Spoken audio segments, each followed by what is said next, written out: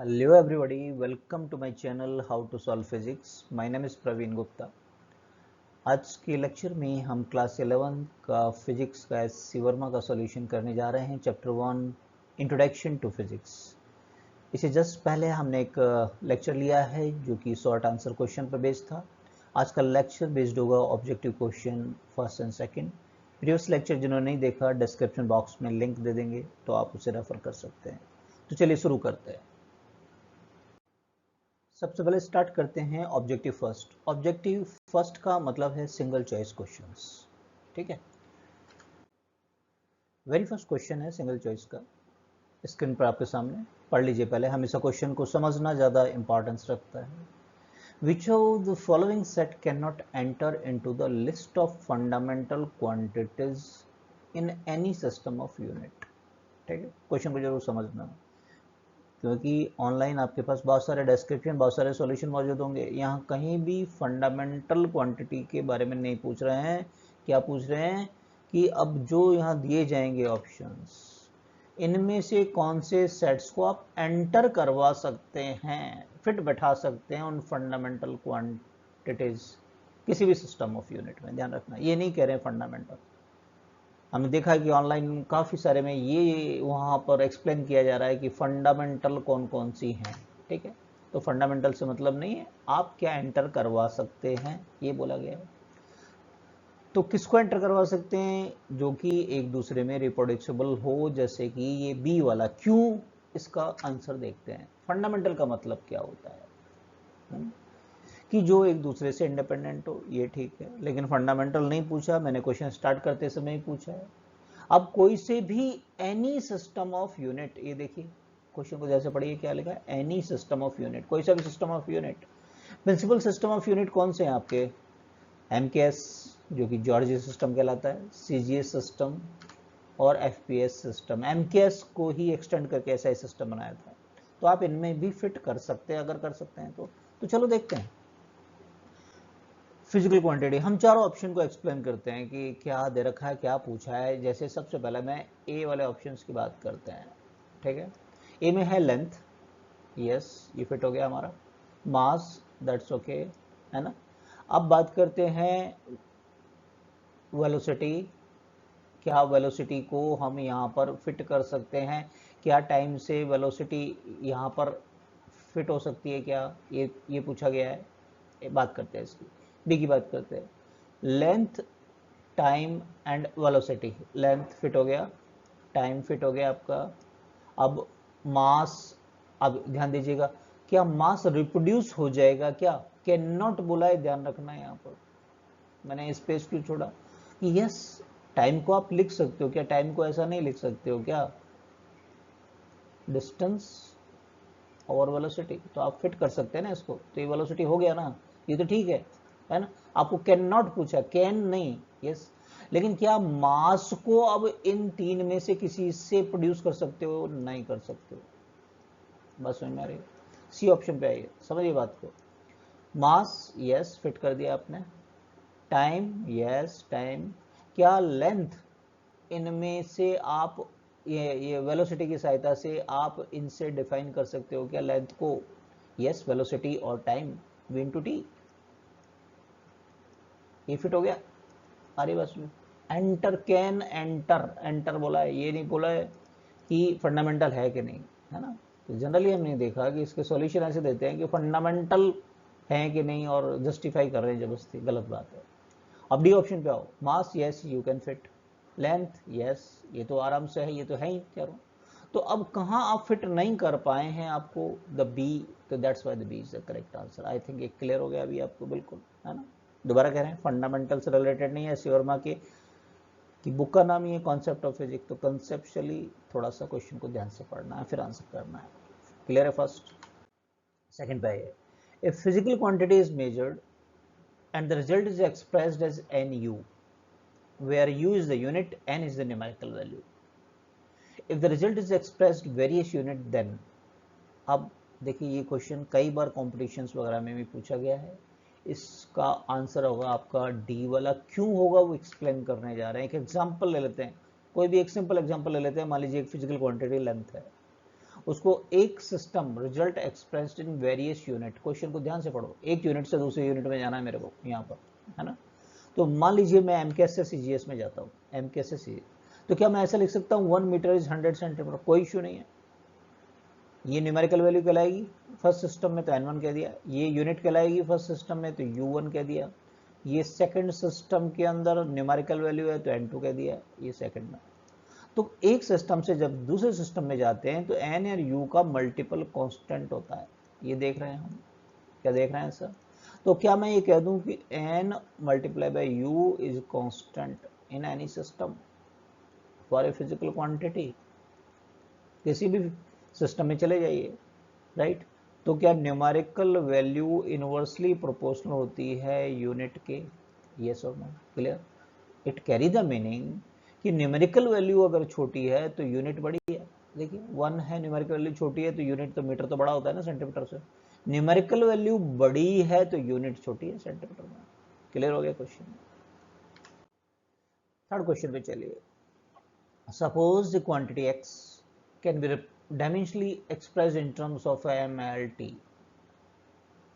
तो इसको समझते चले, ये कुछ ऐसा कह रहा है जैसे आपके पास मान लीजिए फोर्स है, तो क्या mlt में आप रिप्रेजेंट नहीं कर सकते क्या उसको, m1 l1 t-2, वो ऐसा एक एग्जांपल दे दिया, x कुछ भी हो सकता है आपके पास में, कोई फिजिकल क्वांटिटी, ठीक है, x से रिलेटेड है। आप सोचना स्टार्ट करेंगे। अब चार ऑप्शन आपके पास में है। Can always be dimensionally expressed in terms of LTX, किसको, मास को, m को इनमें एक्सप्रेस कर सकते हैं, मे और कैन और ऑलवेज, इन सब पर ध्यान देना है, क्वेश्चन पे ध्यान देना, बिल्कुल कंसेप्चुअल है। इसका आंसर होगा आपका डी वाला y। ध्यान दीजिएगा यहाँ पर कि अगर a 0 हो जाएगा, ध्यान देना, अगर a आपका 0 हो गया तो उस केस में तो m का एग्जिस्टेंस ही खत्म हो गया, फिर तो आप m बचेगा ही नहीं। ये तो 1 हो गया, फिर अब बचा नहीं, तो m को एक्सप्रेस कैसे करोगे, ये बात तो गलत हो गई, ठीक है ना। तो ये लिखा है ना, may be represent in terms of L T and x if A is 0, तो ये इसलिए रॉन्ग हो गया, है ना। सारे ऑप्शन की बात करेंगे, ए आपका 0 नहीं हो तो, जैसे एग्जांपल ये m, तो क्या m को यहां पर ऐसा नहीं लिख सकते क्या अपन,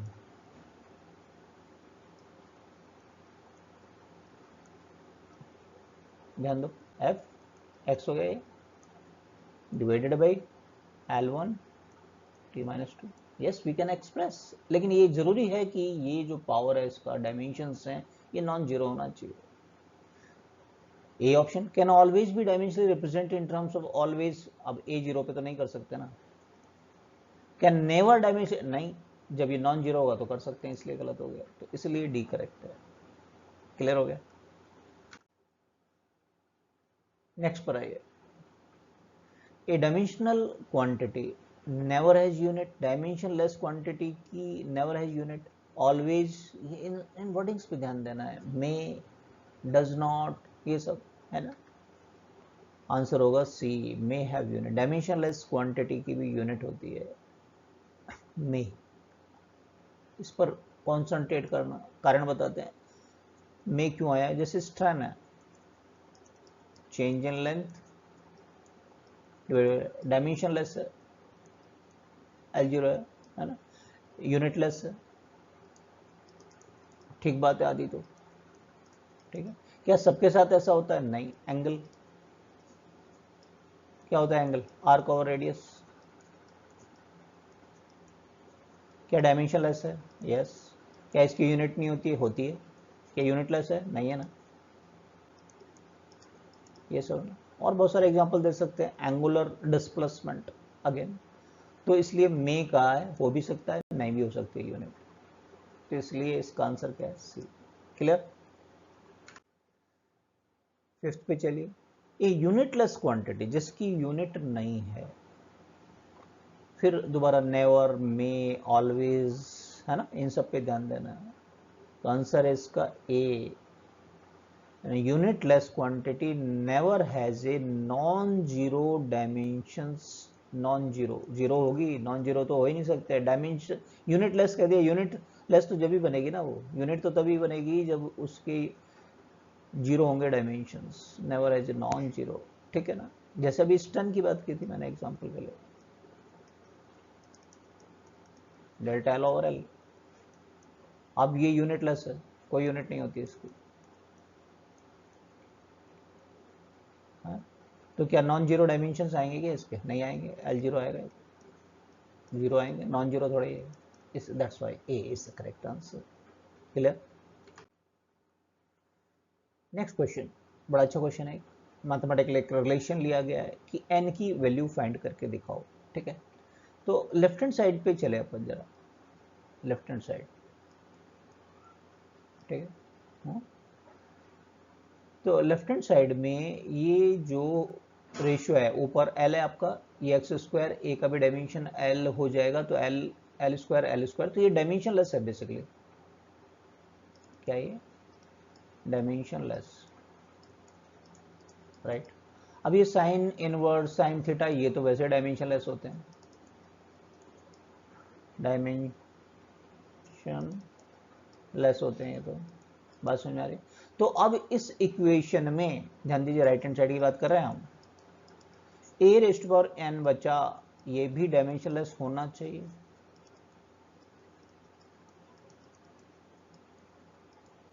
डायमेंशन लेस कब होगा? जब एन की वैल्यू कितनी होगी? जीरो। क्लियर। तो आंसर क्या होगा हमारा? क्या ए होगा? क्लियर बड़ी। अब ऑब्जेक्टिव सेकंड पर बात करते हैं। ऑब्जेक्टिव सेकंड में मल्टीपल चॉइस होंगे, एक से ज्यादा करेक्ट वाले क्वेश्चंस होंगे, ठीक है। तो वेरी फर्स्ट क्वेश्चन स्क्रीन पर आपके सामने है, क्या है क्वेश्चन कि डायमेंशंस m l-1 t-2 में कॉरस्पॉन्ड टू किसके इक्वल होगी। तो ये चलो चेक कर लेते हैं। देखिए, ए वाला पार्ट है आपका, work done by the force, work का डायमेंशन क्या होता है? Force into displacement. आप इसे निकाल सकते हैं, ml-t-2 मल्टीप्लाई बाय एल, तो ये आया आपका ml²t-2। तो फर्स्ट वाला तो गलत हो गया, ठीक है। में कॉरस्पॉन्ड हो, be linear momentum, P mv mass into velocity, mass l-t-1। क्या ये आ रहा है? नहीं आ रहा, ये भी गलत हो गया। प्रेशर पे आ जाइए, कैपिटल पी से रिप्रेजेंट कर रहे हैं, force perpendicular force per unit area, force का ml-2 divided by l square, ml-1 t-2, ठीक है। डी पे आ जाइए, मल्टीपल चॉइस है इसलिए सारे ऑप्शन देख लेते हैं अपन। Energy per unit volume, energy और वर्क एक ही डायमेंशन होती है, ए पार्ट में वर्क निकाला अपन ने, ml²t-2, वॉल्यूम एल क्यूब, तो ये आया ml-1 t-2। तो आप खुद बताइए कौन से ऑप्शंस करेक्ट है? क्या सी और डी करेक्ट हो गए? C and D are the correct choices. Clear. First. Second question पे चलिए, चूज द करेक्ट स्टेटमेंट। चार स्टेटमेंट है, ध्यान से पढ़िए चारों को और फिर आंसर करिएगा। हम भी पढ़ रहे हैं, हमें ही पढ़ना होता है। इसमें तीन सही हैं आपके, ए बी डी। अपन देखते हैं, ए को चेक करते हैं। ए डायमेंशनली करेक्ट इक्वेशन में भी correct, equation v equal to u plus a t. ध्यान दो, डायमेंशनली करेक्ट है भाई। इसके डायमेंशन बात करें अपन, l-1, l-1, ए के डायमेंशन l-2 और t के t, तो ये दोनों मिलकर भी l-1। इक्वेशन भी करेक्ट है और डायमेंशनली और एक डायमेंशनली भी करेक्ट है इक्वेशन, ठीक है।